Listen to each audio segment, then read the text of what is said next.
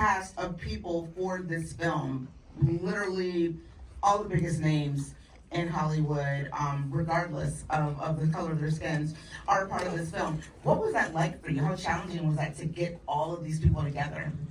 Well, they were excited about participating. The catch-22 is, if you're number one on the call sheet, you're booked and busy. Yeah. You're working. So like, yeah, Reg, I'm down. I will see you January 2032. No. You gotta squeeze me in on a Saturday, you know? So it was just really more of a scheduling issue. But I think, as you'll see when you see the film, they were very enthusiastic and sometimes shockingly honest. Yeah. Why now? Where did this idea for this project come from? Yeah, it started, I've been a producer in this business for close to 25 years, and, I would always wonder why certain actors would have big moments and then not be able to sustain them, and so a lot of us, especially being people of color, we're first generation, right? Like, we don't come in with mentors, with people, basically helping us navigate this business. And so I had the idea. I called my guy Reggie and said, we should do this. What do you think? I called my partner, Jamie Foxx, and then I called Kevin, and we sold the movies to Apple, I want to say 5 years ago now. Yeah, no, it was a beautiful phone call. And for me, for multiple reasons. A, it's just a brilliant idea. Thank you again. But also because I had done a movie for Apple a couple of years prior about the life of Sidney Poitier. And, Sidney is the Big Bang. He is he's the origin of black stardom in Hollywood. So this was this perfect bookend, right? Where we go, okay, that was then, what is now? What is now is this murderer's row of extraordinary talents telling their story. You really created a comfortable couch for the talent that you interviewed for this. I've interviewed, I think, everyone that you have in this film, but I've never seen them as vulnerable, and I don't think anyone will see them as vulnerable. They're gonna see them in your film. How did you do that? Like, what was kind of that magic sauce that made people like Denzel Washington open up the way he did, or Eddie Murphy open up the way that he did in this film? Well, I mean, a lot of it is, fortunately, I'm friends with most of these folks, right? Yeah. So with Denzel, it's like, man, I just talked to you about Sidney. I gotta talk to you again. Yes. You have to talk to me again. Okay. Right? Or, with Eddie Murphy, we had just finished shooting a movie together. Mm-hmm. We're like, hey, man, would you give me a day to talk about this thing? But the main thing is, they weren't doing an interview to plug a project. Mm-hmm. Yeah. We're just talking. The same conversations we have over dinner or at a cocktail party. Now we're just having it, and there's a camera there. Yeah. And they also know I'm not here to do a gotcha. Mm-hmm. We're here to get profound truth, not scandal. Yeah. So when they know that, then we're just telling the truth. Yeah. Because that's what I do. I'm not here to do a puff piece, but I'm not here to tear you down. Yeah. And you want the movies too. This is the first time in history that you've ever had all these guys and women in one movie. Right. And again, this is you want it to be a case study, right? For, future generations, so that they know how to navigate fame and making the right choices in their career and everything, so they can have the longevity that Denzel and Jamie and Will and all these guys have. There he is. And this guy. Don't sneak in. Ladies and gentlemen, executive producer Kevin Hart. I'm sorry, I was sneaking. Did I interrupt? Were you saying something cool? No, first we were telling the story I about fucked it up. I'm sorry.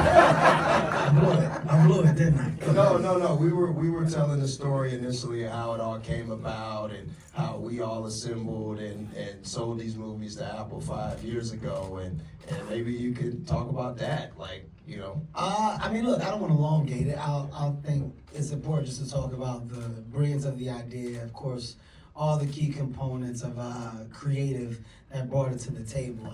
In this one, I think I just came in as an added bonus to an already brilliant idea with Foxx and team.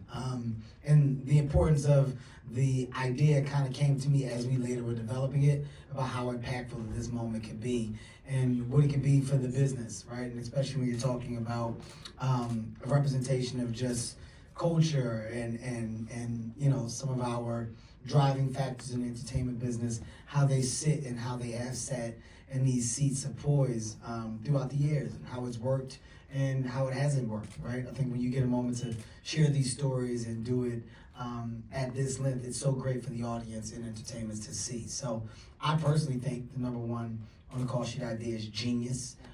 One of the best ideas I've ever been able to be a part of, especially in that space of documentary and storytelling. And as being one of the current driving forces in the business that is experiencing the number one on the call sheet thing day in, day out, being able to hear other people's take on it and you know, where it has like catapulted some and where it has left some you know, bitter taste in the mouth, as someone put it. Right, but I mean, but the thing is, and you know, you and your storytelling is really an epitome of this, which is, this is a movie of winners. Absolutely. Right? And they all, as you'll see, I don't want to give too much, we'll talk more later. But they all have their own path. They all have their own way to success. They have their own definitions of success. But they all are successful. And whether you are in the entertainment business or not, I think there's lessons to come from the mindset of all these amazing men that you'll see tonight and women that you'll see tomorrow night. They all have an incredible intelligence, an incredible willpower, and of course, extraordinary talent. And I found myself feeling very lucky that I got to hang out with all these people and have deep dive conversations with all these people. I mean, talking with you, Kevin, because when we talked, you were in mogul mode, as you are often, right? And the audience doesn't get to see that. So for people to see that other side of you, I think will be very inspiring. Yeah, I think you just tapped on something so dope, which is, you know, the winner of it all, and all these people sharing, you know, that title, right? But seeing how everybody's minds just is different. Like we all think differently. We all approach it differently. And there is a business side that presents itself. There is a moment of win glory that presents itself. And then there's a feeling of like, you know, progression. I don't wanna leave this place. I don't wanna see this place be anything other than what it is today. I want it to continue. And I think the energy that is driven most in this documentary to continue and to go ahead and do so much in the business, it all stems and starts from the first win of being number one on a call sheet, and what that first moment feels like and what drive that first moment has given you or gave you. You know, for me, I think it's definitely, as you'll see when I start talking, it was more of an understanding of how to make this a consistent thing and not a moment, and how to position myself to where it never was on a scale. It's all the time. So I try to get into the creative lens as much as possible, so that way I can cheat and stay number one. Yeah, just get on that side. I'm cheating. Well, gentlemen, I can't think of anyone better than you guys to cue up this film and introduce it, because people, you're gonna love it. So I'll let you guys go ahead and introduce the film and get out of the way. All right, go. You introduce it, man. I don't need the big man. Man, this is you. You don't have you that long though. You do it. If I wasn't doing a lot of shit, I would be here longer. I swear to God, I would. I see you had a very cool dance for Jennifer Hudson. Yeah, to mine. You came out, you did the little thing. I did it in the hallway. You just missed me do it again. You just missed it. I will say this. This thing, how it's come together, man, once again, it is something that takes a village to do. Executing, getting this crazy list of talent to all be okay with sitting in front of the camera and talking for hours on time. You can't do that without respected people in the business. You can't do that without people who have relationships that justify the want and will of what we're trying to do. You're looking at people with very strong relationships in the business. And this man, I can't say enough about the legend that he is and what he has done for entertainment, especially in the space of culture, right? What you have done for a variety of stars that we have today, mainly myself. Like, working with you, I know what it meant for me then, and to say that we're still doing things now, it's an unbelievable honor, something I don't take for granted. And I hope you guys don't take the moment for granted for having a man like this and a man like this speaking in your presence today. It's a very very energy. So, I want to pass the baton to those that deserve it. Introduce this. This was your babies as much as it was mine. Give it a nice fucking piece of energy. Well, first of all, I mean, it's extraordinary that two giant stars, Kevin Hart and Jamie Foxx, came together and said, let's figure out how we can work together. Not just on a one-off, but how many ways that we can work together. So already, let's give an applause for that. And then for them to have an extraordinary next generation producer like Datari to be like, I got this, give me the ball, I'm gonna run with it and make it happen. That's an extraordinary thing. Absolutely. And for him to reach out and to, pull me into the cipher, gratefully, to pull Shauna Lynch in, to do the ladies' So all this, I can tell you, because it was weird, like yesterday with House Party's 35th anniversary. Jesus. How do you make I feel, right? So the thing is, 35 years ago, my first film debut, and here I am in front of you guys, talked about this movie, and the point is, we dreamed about doing what this is back then. So not only is this movie a testimony of dreams coming true, it is in itself the manifestation of those dreams coming true. So thank you, Datari, thank you, Kevin, thank you, Jamie, thank you, Apple, thank you, everybody, for making this happen, because it is a gift. We are grateful. Thank you for every amazing piece of talent that took time out for their sincerely super busy careers and just gave us a couple of hours and dropped incredible wisdom that you will see and learn from in a few minutes. I'm going to stop talking. We'll see you after. We're going to chat some more after that. There'll be drinks and snacks. I appreciate you. And come on out, everybody's here. Dan Cogan.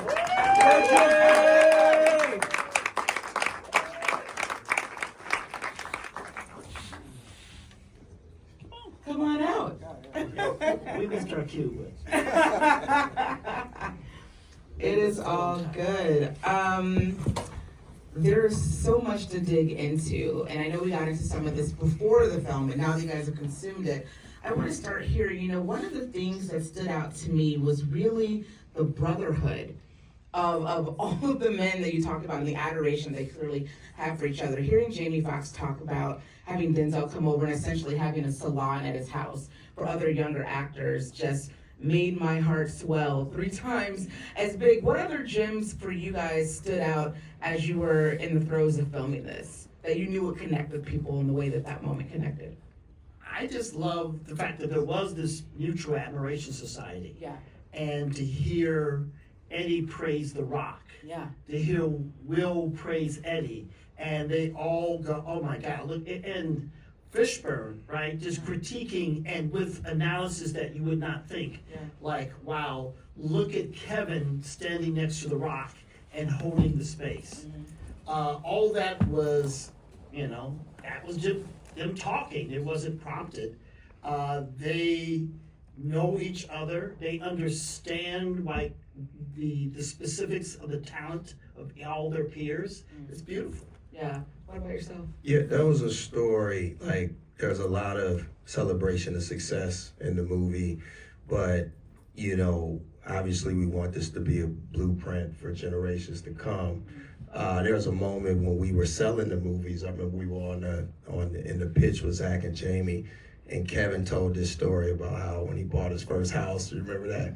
And Chris Tucker pulled up on him while he was moving in the house and said, hey man, make sure you pay your taxes. And not bury them in your backyard? It was like a case study because, again, you know, we've been in this business a long time, and you see a talent that will have a moment where they're like a star, and then they won't be able to sustain it as long as, you know, Denzel or Jamie or Morgan, and you'll wonder why, you know, because there's all these pitfalls. And so, you know, just happy that the movie got to tackle some of Kevin telling like how hard it was, and, you know, he had to get better. And, you know, because again, you want this to be something that inspire. You won't be able to do this for another 50 years. Like, you got everybody in these movies, so you really do want it to be a blueprint for the generation to come. What about yourself, Dan? What kind of gem popped out for you as you guys were putting this together? Honestly, I think Daniel Kaluuya's statement that, you know, he's not minor, he's major. You know, I think the just the guts and the drive and the self-confidence, it's incredibly inspiring, and coming from that generation, it's an amazing thing to see. Yeah. You know, Datari, I want to go back to you because you just talked about the pitch process. What made Apple TV Plus the right partner for this project? And what was, you know, take us in that picture, and what was that like? I mean, were you like, we can actually get you the leading box office stars and make a film? Well, I think we should talk about who really delivered those stars. I mean, it's these two guys worked their asses off for years to get those people in front of the camera.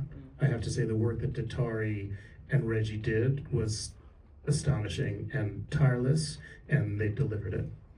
Yeah, I'll just, like, I've always been a fan of Apple, you know, the type of content that they create, you know, like they really are a tier above, you know, a lot of buyers in terms of the, you know, the quality of the things that they make. And it was refreshing. We had really like brainstormed and developed and put, you know, the Avengers team together on that pitch.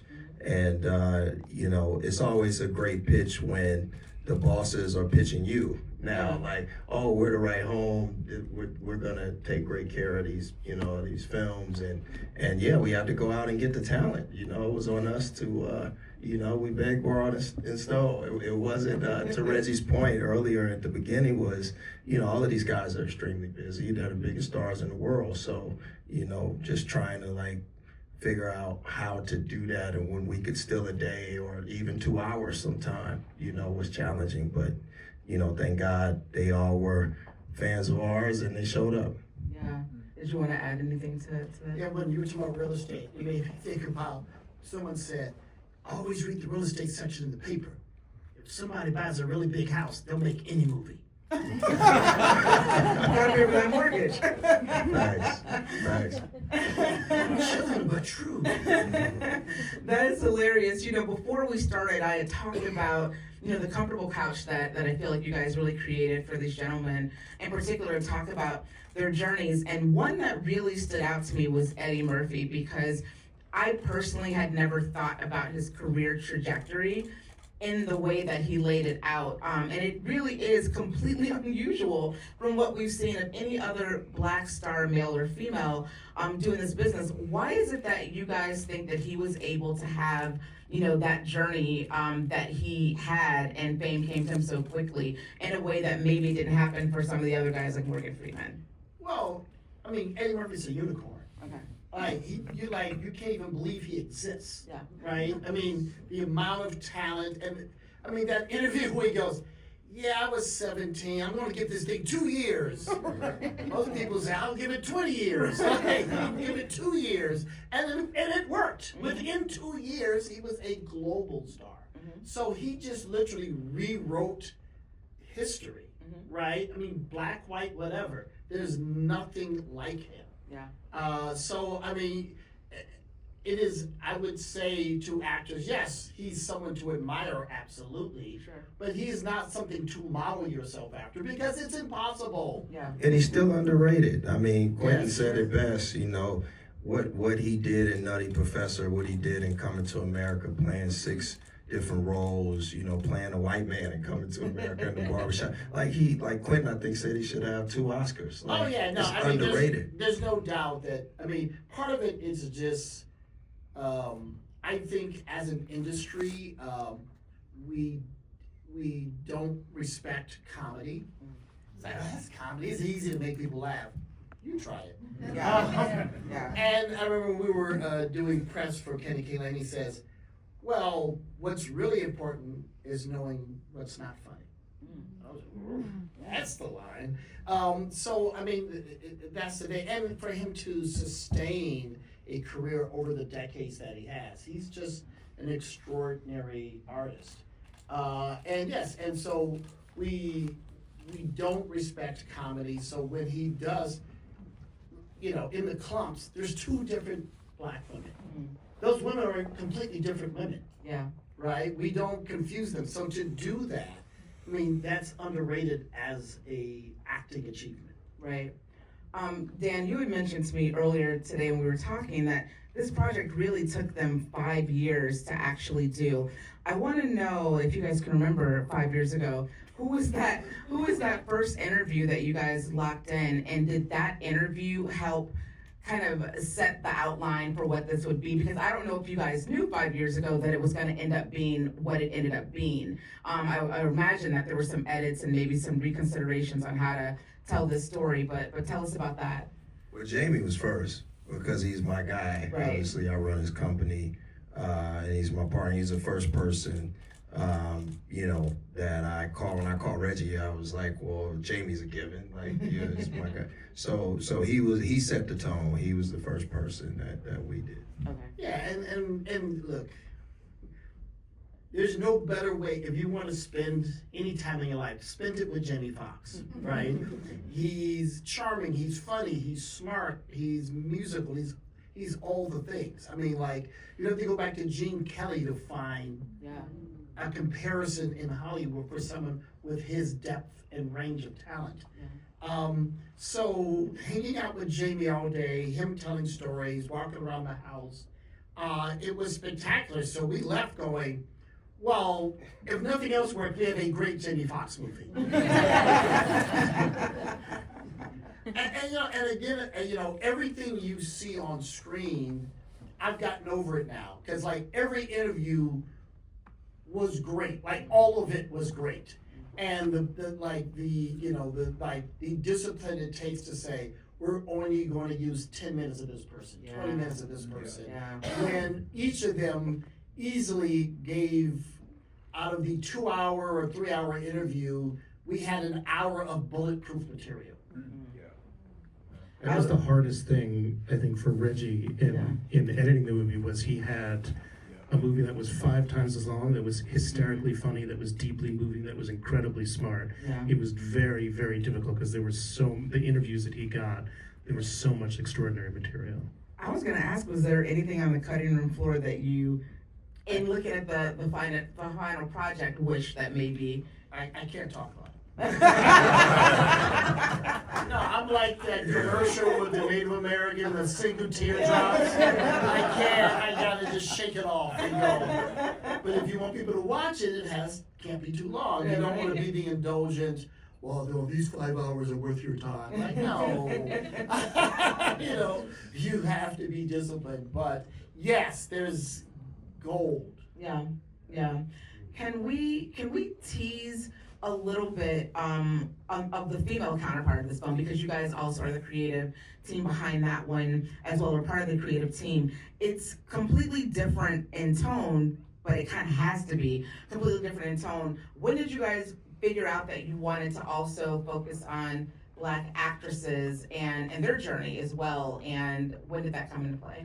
Well, I'll tell you, after we pitched, the vision was always to do the women too. That was always a part of, you know, that we had to do both, obviously, because come on now, I mean, that just goes without saying. So when we ended the pitch at Apple, I said, you know, toward the end, guys, we gotta do the women too. And so we sold both of the movies on the pitch. Love that. Shout out to Molly and Erica and all of Rita and Janice and Gina, everybody at Apple.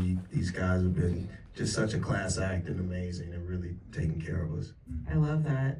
So what's the hope at this point? You know, once this gets out into the world and people consume this piece of art, are you hoping that this film maybe affect, and the second film too, maybe affects some change in the industry? And if so, what does that look like for you guys? Because this film to me feels, it's entertaining, absolutely, but it also feels like a blueprint, a historical piece of work that will probably be shown in film schools and things of that nature. But for you guys, what's the hope? You never know how far and long a film goes, right? I mean, when I did The Black Godfather about Clarence Avant, right?